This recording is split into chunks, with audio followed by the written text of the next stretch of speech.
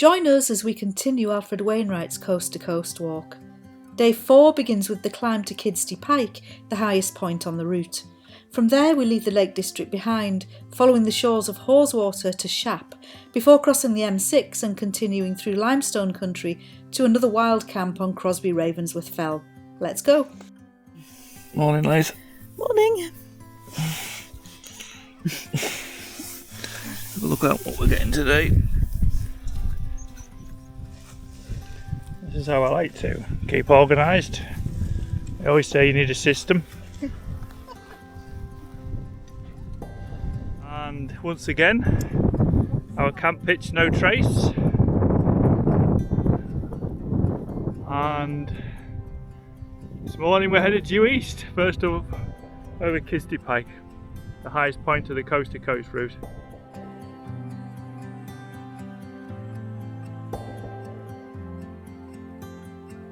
Way back to the west, and there's the Scafell Pike. We can still see out to the coast, there's a wind farm out there, and across the high street our two intrepid hikers, Graham and 5 Foot Lithe, and now coming round to look towards just over the Sue's back there is Ingleborough, Yorkshire Dales, Haweswater just below us,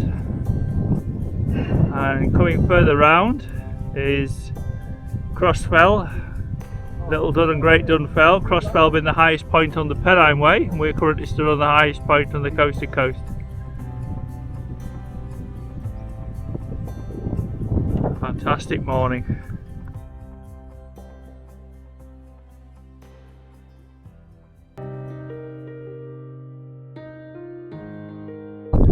We're all struggling to leave this morning, looking at places we've been before and reminiscing, and we're looking around and conjuring up memories of mountains climbed and days out as we look round and gaze at the hills.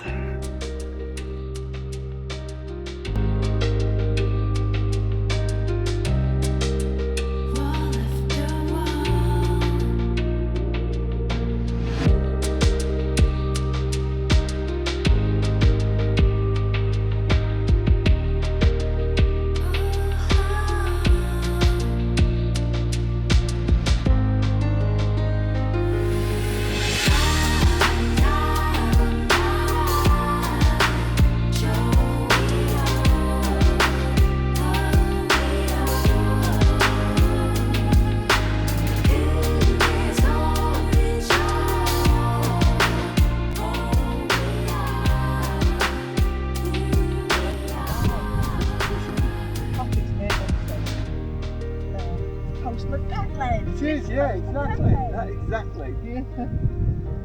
Swiss chocolate box, isn't it? Really. Yeah. From Kidsty Pike, it's a long descent to Haweswater, leaving the high fells behind and beginning the journey towards the Eden Valley. Haweswater, we've got the full length of that to walk down today.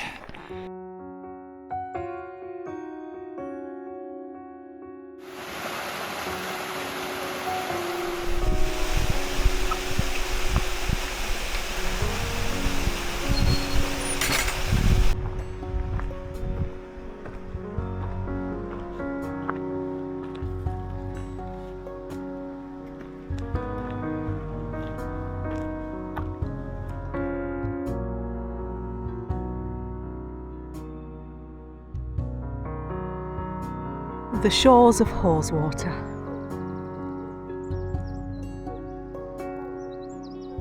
And they're quite long. We walk all the way along it today. Taking a moment.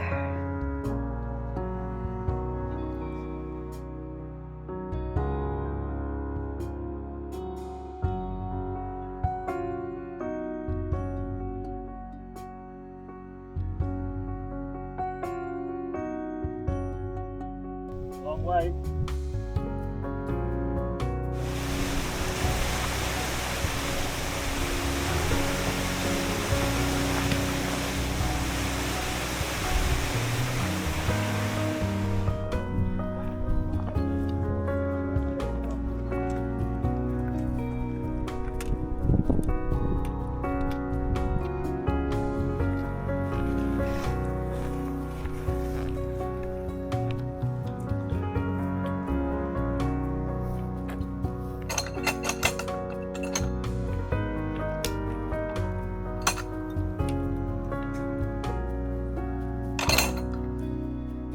More homemade cakes, this time for Eden Animal Rescue. They've raised nearly £100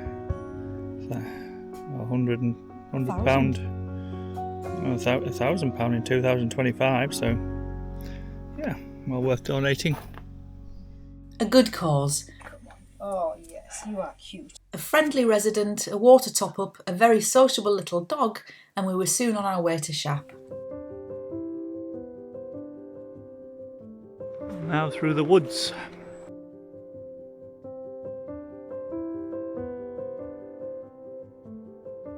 Some nice gnarly looking trees. We're going along the river now to Nadal Bridge. The Lake District behind us now, and the landscape changes quite dramatically.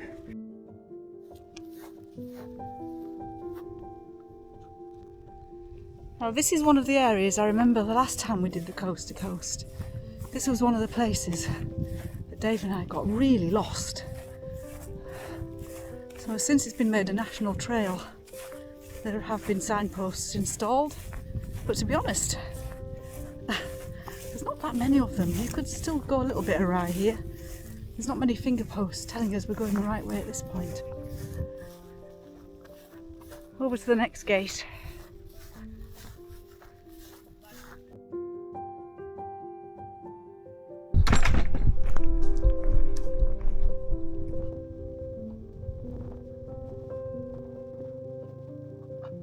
And just looking back to where we were this morning, Kidsty Pike still in view.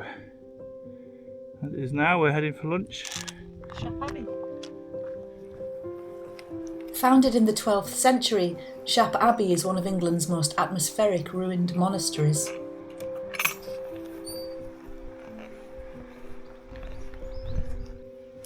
Lunch at Shap Abbey. It's a beautiful spot.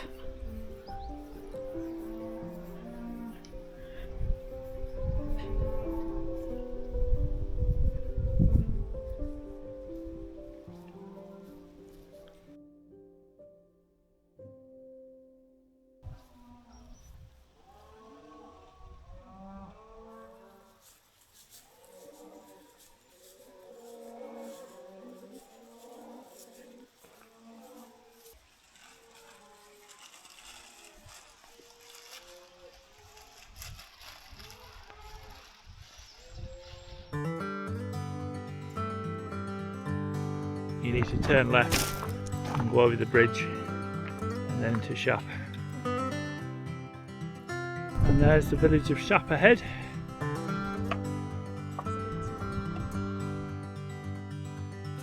Resupply point at Shap, the Lakes and Dales Cooperative. And at the local old courthouse art centre, visited exhibitions, you can fill your water within the building. Sign to welcome you in to do so. The village store looks closed. Yeah, don't rely on the village store, it's now permanently closed. That's where we're heading next, the bridge over the M6.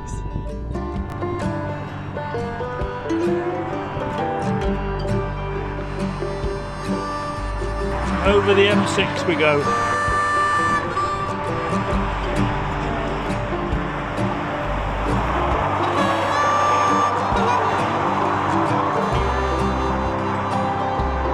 As we crossed the M6, a couple of lorry drivers gave us a wave and a blast of the horn.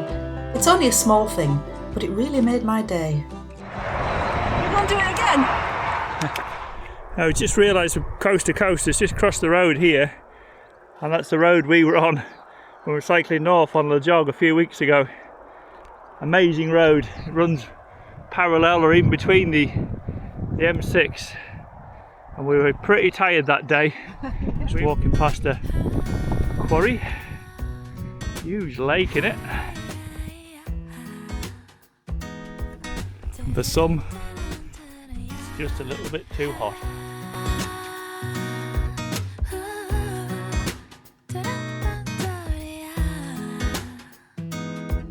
We're still a few miles away from our camp, having left Shap. see the colour of the sky behind me. It is still just absolutely beautiful. You know, we've just been saying it's like being abroad on holiday. Cloudless skies. Ahead of me, I can now see the Howgills. I'm not sure if you can see that, but I shall flip us around.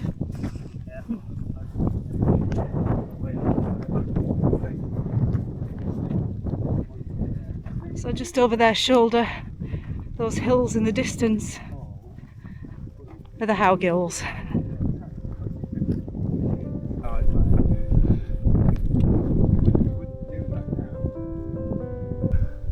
Okay, we're thinking about camping now, so There's a flat section here, but we're maybe a little bit early. 10 to 5. 10 to 5. We're looking across at the path running by that wall, you can see that, and then along that edge looking to the Howgills. We think we might find somewhere along there, so Good call. Yep. Yep, let's do it. and an erratic.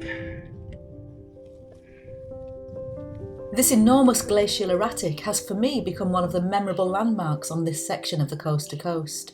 Point of interest. Up ahead here is Robin Hood's grave, supposedly. It's marked on the map as Robin Hood's grave, and also marked on the map just behind us was a spring, but if you look at the ground, there ain't any water across here. Despite its name, Robin Hood's grave almost certainly has nothing to do with the legendary outlaw, but it's an interesting quirk. All pitched up. And tea on. Time for tea. There's Graham. Look at that sunshine. What's for tea tonight, Dave? Oh yeah, it's noodles. Noodles and olives. That makes a change. Olives. It's a Chinese Italian fusion. Fusion. It seems impossible to be getting this weather all the time, doesn't it? It's wonderful. Buon appetito. Another perfect evening. Wide open views, warm sunshine, and another peaceful camp to end the day. Backpacking really doesn't get much better than this. Day 5 takes us from Crosby Ravensworth Fell across the limestone countryside to Kirkby Stephen. Along the way we pass Sunbiggin Tarn, discover one of the most unusual honesty boxes we've ever seen, and enjoy an unforgettable wildlife encounter before the final climb to Nine Standards Rigg and another wild camp. Let's go! And the start of day 5. The mist is starting to lift. We're camped up on top of Crosby Ravensworth Fell. I had a great view of Cross Fell last night, but not to be yet this morning. View! Look, view. At last. And we're away that way, Kirkby Stephen today. First stop. Sun just trying to burn through, and we reach a junction of roads, and a choice now whether to go into Orton or to cut across and bypass it. Just slightly shorter. And you know you're in limestone country when you start seeing the lime kilns. It's quite a good one.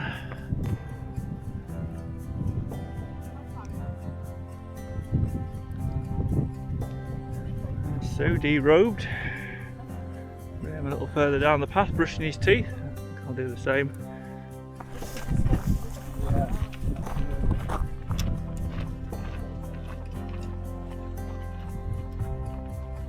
Just going past Orton.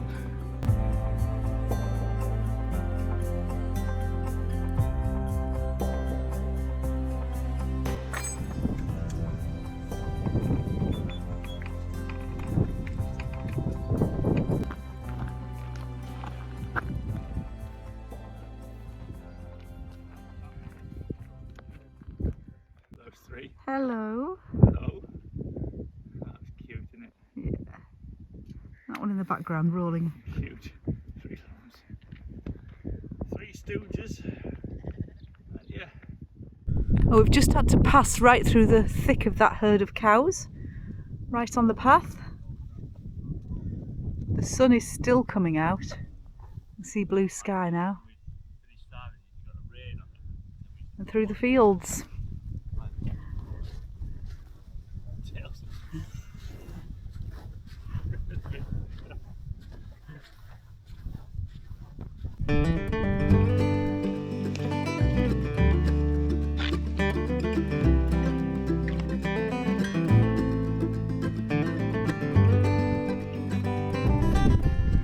And here we go, Sunbiggin camping.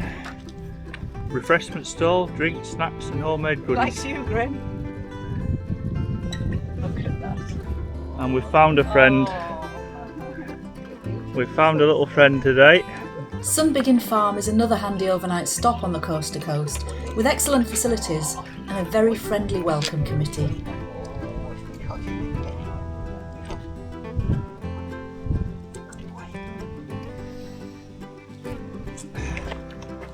Looks like Graham's got a companion for the rest of the trip. Bunk room.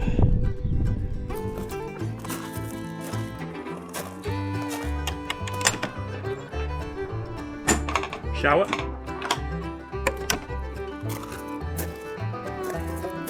And goodie room.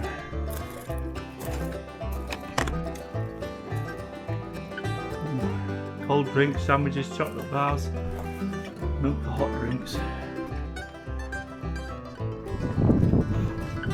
You can see the Howgills over there, look.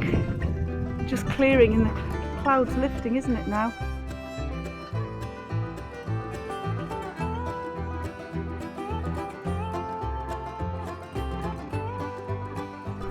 And we reach the Tarn. Sunbiggin Tarn is slightly off route, but it makes a perfect lunch stop before continuing towards Kirkby Stephen.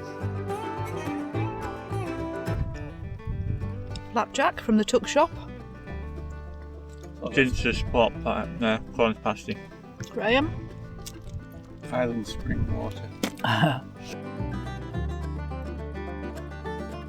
The coast to coast does come directly across here, and should you do so, you miss Tarn that we've just seen the swans on, so it's worth just following the road up a little bit and then cutting left, or if you're coming the other way, continue straight on and have a look at the Tarn.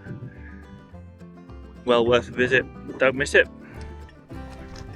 Even this one stretch of road is just, it's divine. Just when you think you've seen everything, a fridge in the middle of nowhere, an honesty box tuck shop. Complete with fridge magnets.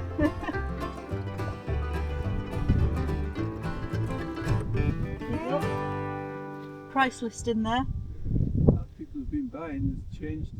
There's the Howgill Fells, top here, and then coming round, we've got a cloud on top of Wild Boar Fell, and then the one behind with a lot of cloud on is Stang Edge, and up towards where we're going to camp tonight. The view behind as well. Wow. It's gorgeous. Gorgeous.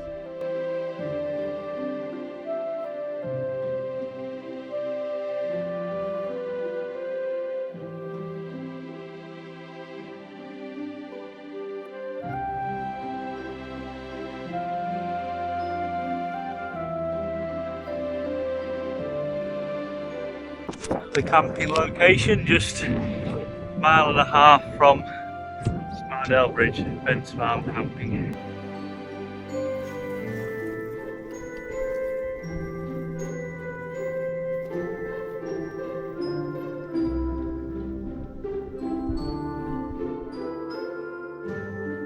Been down into Smardale.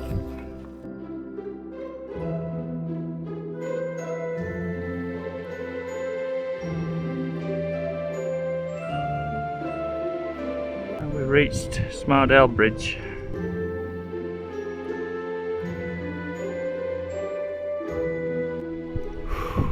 Three and 3/4 Kirkby Stephen.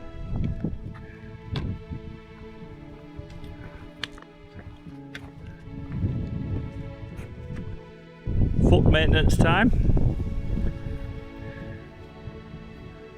at Smardale Bridge.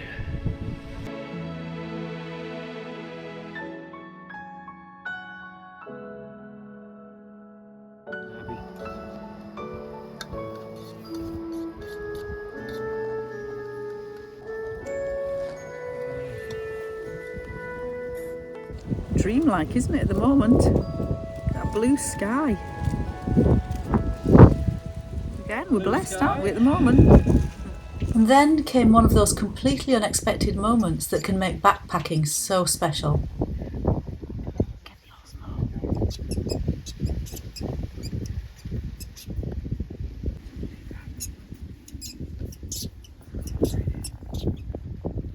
What an incredible encounter! 2 young stoats having a play fight just a few feet away. I made a tactical retreat before one latched onto my bare foot.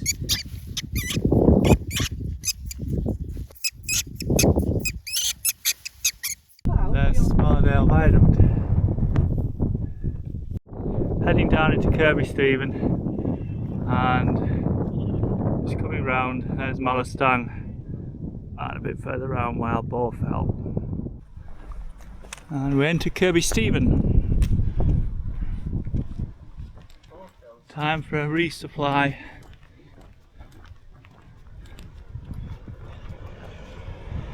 And just coming into the town. There's a one stop here, we've just passed a sparse.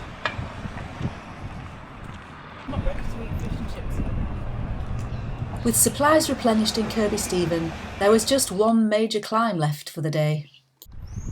And away from Kirkby Stephen down to the River Eden and Frank's Bridge. St Bees 82, Robin Hood's Bay 108.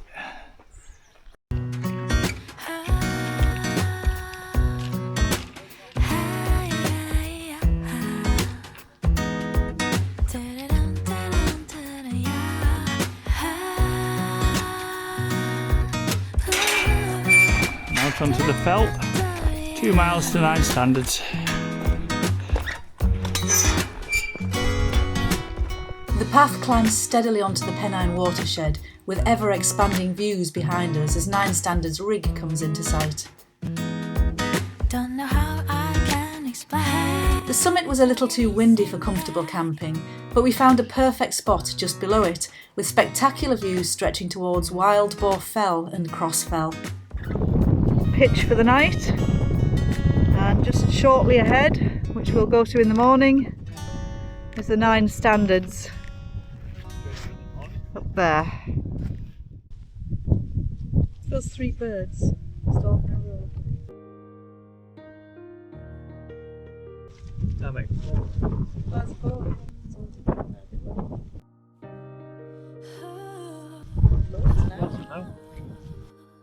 It's a view. Could this be one of the best views you've had yet? It's pretty impressive what you can see. Oh, it's amazing. And we'll start over there towards Wild Boar Fell. Move around.